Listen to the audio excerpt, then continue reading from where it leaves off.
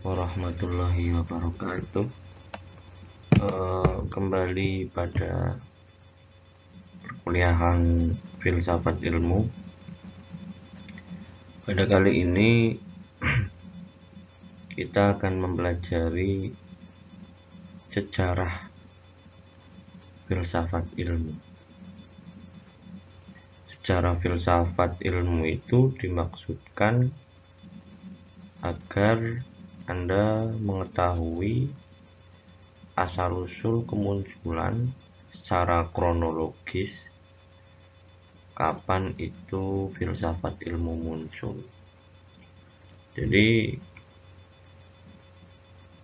sejarah filsafat ilmu itu berbarengan dengan sejarah filsafat itu sendiri. Jadi secara spesifik itu filsafat ilmu itu tidak diketahui secara pasti kemunculan namanya itu belum diketahui secara pasti kemunculan namanya.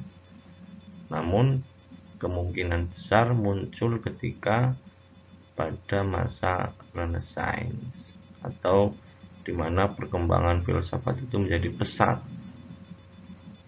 Meskipun demikian, praktik daripada filsafat ilmu itu sudah terjadi bersamaan dengan kemunculan filsafat itu sendiri. Maka kalau dibagi berdasarkan posisi wilayah, sebelum nanti ke sejarahnya, filsafat itu bisa dibagi menjadi 3. Ada filsafat barat, filsafat timur, dan filsafat Islam. Filsafat barat itu berarti mereka yang secara wilayah itu ada di Eropa. Filsafat timur itu secara wilayah itu ada di daratan Asia. Filsafat Islam itu ada di daratan Middle East, Timur Tengah. Tokoh-tokohnya ada Descartes, Kant, Wittgenstein. Ini tokoh-tokoh yang muncul atau yang ada di masing-masing klasifikasi. Ini hanya untuk mengetahui, setidaknya Anda bisa tahu, oh ternyata ada filsafat timur, ada filsafat barat. Lantas apa perbedaannya? Kalau barat itu lebih cenderung ke bagaimana rasionalisme itu menjadi satu hal yang penting. Kalau filsafat timur itu dengan tokohnya ada Lao Tse, ajaran Taoisme itu tokohnya Lao Tse. Konghucu ini diidentikan dengan agama, meskipun pada praktiknya kenyataannya itu sebenarnya tidak tidak hanya soal agama, karena ada ajaran-ajaran itu. Zhuangzi itu juga salah satu tokoh dari filsafat timur. Kebanyakan filsafat timur itu memang mereka, ya semua praktik filsafat baik barat, timur, Islam itu memang mengandalkan sumber-sumber baik itu logika maupun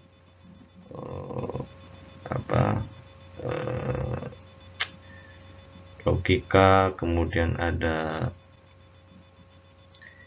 imajinasi, kemudian ada penggunaan hati sebagai melihat pengetahuan. Kemudian ada, kalau Islam lebih cenderung ke teks, karena memang kitab sucinya itu berdasarkan teks.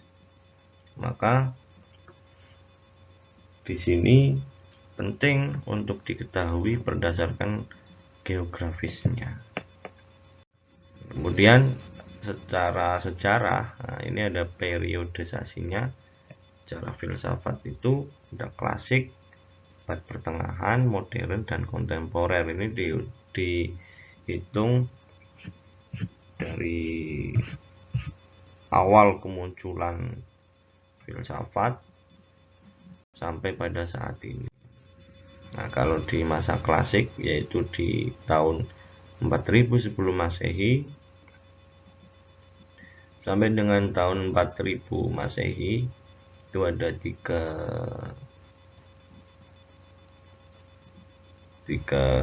filsafat besar yang berkembang berdasarkan daerah. Ada di Mesir dan Babilonia, ada di Yunani, ada di Romawi. Sementara kita sangat familiar terhadap filsafat Yunani. Nah, padahal di sini ada Mesir, ada Romawi. Mesir dan Babilonia itu memang tidak terlalu familiar populer karena secara filsafat mereka mengembangkan pemikiran perenungan yang objeknya itu lebih ke gaib. Penggunaan rasionalisme masih lemah.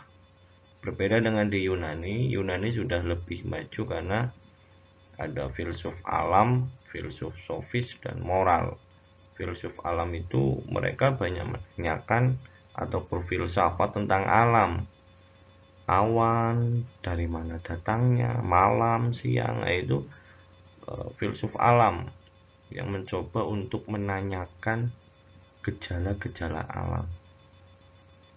Sedangkan sofis itu ada satu kaum pada masa Yunani itu sekelompok orang yang mengandalkan retorika. Ini disebut kaum sofis. Jadi kaum sofis itu bisa membolak-balikan kebenaran menjadi hal yang itu menggunakan retorika. Istilahnya itu pintar bersilat lidah. Sebenarnya tidak tepat sih, akan tetapi ada kecanggihan secara bahasa dalam berdialog, kemudian berdiskusi, yaitu kaum sofis terkenal. Itu juga disebut filsuf. Kemudian ada filsuf moral. Filsuf moral itu lebih mempertanyakan hal-hal yang bersifat kebaikan universal berkaitan dengan baik buruk. Nah, itu lebih ke filsuf moral. Kalau Romawi filsafatnya lebih ke hal-hal yang lebih praksis. Itu diketahui dari pada masa Romawi sudah berkembang berbagai macam perangkat-perangkat teknologi pada masa itu gitu loh, yang lumayan cukup canggih, maka disebut klasik tapi yang praksis. Nah, selanjutnya di abad pertengahan itu ada abad gelap Eropa, ada periode Islam. Gelap Eropa itu karena banyak peninggalan filsafat Yunani yang tidak berkembang, tidak mendapatkan tempat. Ini juga kalau berdasarkan tokoh-tokohnya, ini logika berpikir dan humanisme itu tidak muncul di abad gelap Eropa. Ketika periode Islam muncul, ada semacam pengalihan dari filsafat Yunani ke masa Islam, karena pada waktu itu banyak terjadi transliterasi karya-karya seperti Aristoteles. Yang paling dominan itu Aristoteles. Kita tahu beberapa tokoh Islam itu juga terpengaruh oleh pemikirannya Aristoteles gitu kan. Pada masa periode Islam ini cukup berkembang pesat karena Islam menggunakan filsafat sebagai alat. Termasuk ada pemikir seperti Ibnu Rus, Ibnu Khaldun, bahkan Al-Ghazali itu mempelajari filsafat Yunani, meskipun mereka memiliki perbedaan dalam menafsirkan karya-karya itu. Dan pada waktu periode Islam juga banyak yang istilahnya itu bukan murni Islam, bukan dari bangsa Arab. Mereka memang ditugasi untuk mentransliterasi karya-karya Yunani. Nah, ini pada masa abad pertengahan. Banyak ilmu-ilmu yang muncul di sini. Filsafat digunakan untuk mengembangkan ilmu-ilmu yang berbasis pada agama. Meskipun ilmu-ilmu lain itu juga berkembang, kedokteran, kemudian ada berbintang, kita kenal ada Ibnu Sina, itu kan dalam bidang kesehatan. Nah, ini abad pertengahan menjadi abad penentu untuk abad selanjutnya, karena ini jangka masanya adalah 4000 Masehi sampai 1500 Masehi, di mana persis lebih dominan karena Islam muncul di abad 600 dan berakhir juga di abad 1500. Ini Islam sangat berjaya pada waktu itu. Perkembangan yang dihasilkan pada abad pertengahan dilanjutkan pada masa abad modern. Abad modern lebih singkat karena di sana sudah mulai berkembang kecanggihan-canggihan dari ilmu pengetahuan yang muncul, ditandai dengan masa Renaissance. Renaissance itu artinya kembali pada masa yang lalu, masa kejayaan yang lalu, karena di sana ada pemikiran filsafat baik Yunani maupun Romawi diadopsi secara besar-besaran baik oleh Eropa yang kemudian menentang gereja dengan pemikiran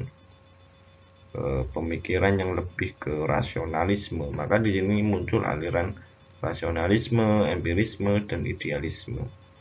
Rasionalisme itu aliran yang mengedepankan logika berpikir, sedangkan empirisme itu logika fakta bahwa barang itu ada karena memang itu ada, itu empirisme. Artinya kalau berkaitan dengan contoh bahwa misalnya laptop ini ada, ya karena laptopnya ada, bukan karena di dalam pikiran kita itu ada laptop. Itu akan berbeda. Ketika di dalam pikiran itu ada laptop, itu masuk ke idealisme, idea, berasal dari idea. Sesuatu itu ada berasal dari idea. Kalau empirisme itu sesuatu itu berasal dari apa yang dilihat, apa yang wujud. Nah, ini pengertiannya jadi akan berbeda. Tokohnya itu ada Descartes, ini salah ketik. Descartes, ada Francis Bacon, ada Hegel. Descartes itu mewakili aliran yang rasionalisme dengan semboyan cogito ergo sum, aku berpikir maka aku ada. Nah, itu kan salah satu semboyan yang sangat terkenal karena di sana mendewakan berpikir rasional. Nah, ini Bacon itu alirannya empirisme, Hegel itu idealisme. Nah, apa yang sudah dikembangkan pada abad pertengahan kemudian dilanjutkan pada abad modern, ini menjadi cikal bakal, karena ini di sini udah muncul mulai ilmu-ilmu murni itu sudah bermetamorfosa menjadi ilmu-ilmu terapan. Jadi sudah berupaya untuk menciptakan ilmu-ilmu baru yang sangat banyak, sehingga muncul di masa abad kontemporer ini banyak aliran yang kemudian bercabang dari mulai rasionalisme itu, dan puncaknya itu adalah perkembangan teknologi. Itu hasil dari filsafat-filsafat, meskipun tidak bersentuhan langsung filsafat ilmu itu, tetapi filsafat ilmu menyumbang besar ide-ide dasar bahwa ilmu-ilmu murni itu mampu diderivasi atau dijadikan sebagai pijakan untuk membuat ilmu-ilmu baru yang lebih bersifat terapan, teknologi misalnya. Karena kita tahu pada mulai abad modern itu sudah banyak ditemukan mesin-mesin, teknologi itu sudah mulai berkembang. Nah, di abad kontemporer sampai sekarang kita sudah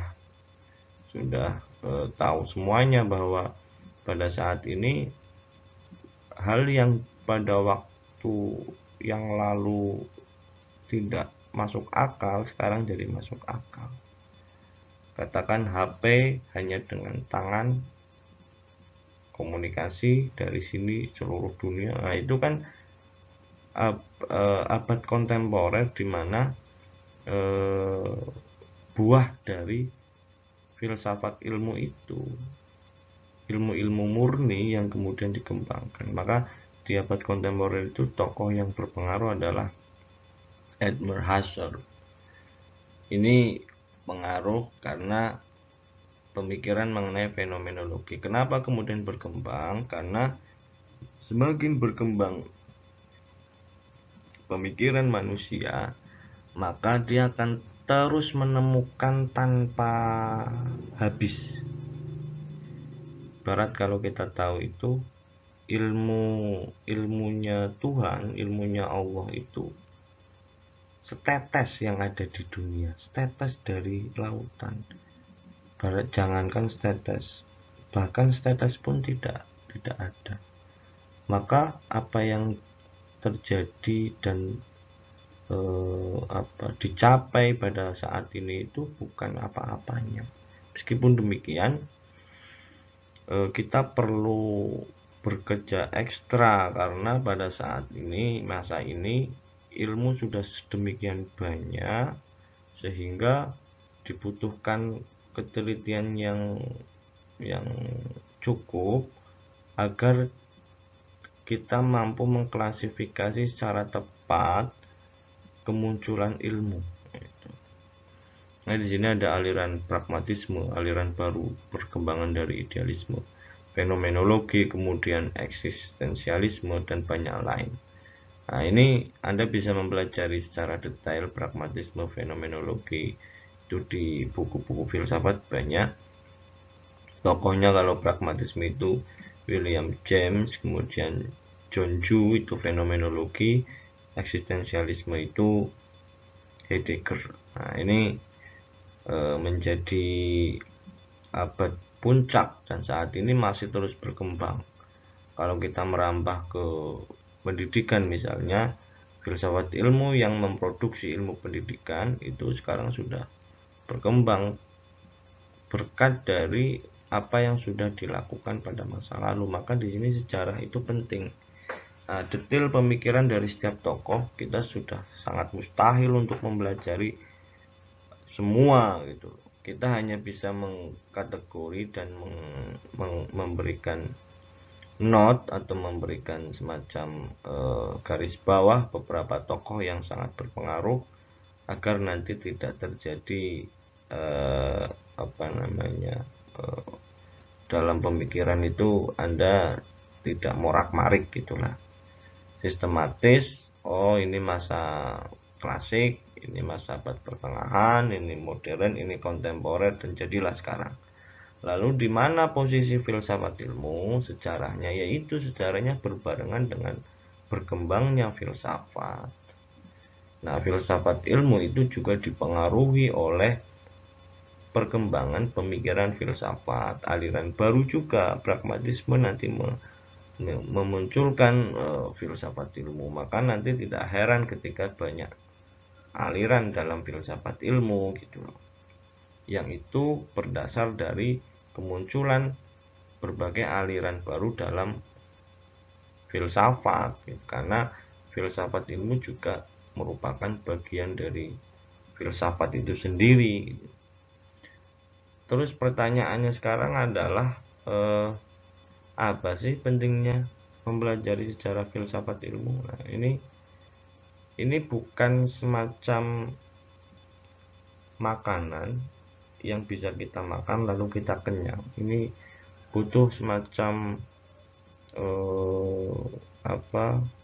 ada produksi atau ada proses di mana Anda itu nanti akan menemukan beberapa hal menarik yang itu memberi sumbangsih dalam diri Anda berkaitan dengan filsafat ilmu. Meskipun secara gamblang dan secara umum, ya kalau ngomong filsafat ilmu ya Anda harus berpikir keras, menjadi akademisi yang murni dan idealismenya tinggi, ya itu harus seperti itu gitu loh, karena hal yang harus dilakukan itu tidak lain adalah ketelatenan Anda dalam membaca berbagai macam sumber pustaka berkaitan dengan filsafat ilmu. Dan bayangkan saja Anda harus mempelajari banyak tokoh, ini baru tokoh-tokoh yang terkenal saja, belum tokoh-tokoh lain baik itu dari barat Islam maupun timur, itu banyak sekali. Apa yang bisa kita lakukan? Yang bisa kita lakukan adalah mencermati pemikiran para filsuf dalam konteks filsafat ilmu yang sesuai dengan kecenderungan Anda semua. Misalnya kecenderungan Anda itu ke pragmatisme, Anda cukup mempelajari satu tokoh saja, nanti akan ngikut dalam arti ketika Anda baca karyanya William James, pasti di dalamnya itu nanti ada kutipan yang menyebut tokoh-tokoh lain, nanti akan nyambung terus, sehingga ketemulah satu bentuk pemikiran filsafat ilmu yang utuh. Jadi tidak bisa Anda mempelajari secara keseluruhan berkaitan dengan filsafat ilmu. Maka ini hanya sebagai pengetahuan dasar saja, karena dalam konteks Anda belajar di tarbiyah, ilmu pendidikan, keguruan, itu filsafat ilmu menempati posisi untuk mengarahkan landasan tujuan daripada ilmu pendidikan itu sendiri, memberikan arah. Jadi bukan sekedar, kalau prospeknya itu kan bukan hanya sekedar Anda menjadi guru yang pandai secara teknis operasional, administrator, tapi secara filsafati Anda tahu betul. Jadi Anda melakukan A, itu Anda punya pijakan filsafat yang jelas, bukan hanya soal ngikut. Nah, ini yang menjadi penting daripada filsafat. Anda menggunakan metode active learning, Anda punya alasan yang kuat. Anda bikin media pembelajaran, nah Anda punya landasan filsafat yang kuat. Jadi itu gunanya daripada filsafat ilmu. Selanjutnya kita dapat berdiskusi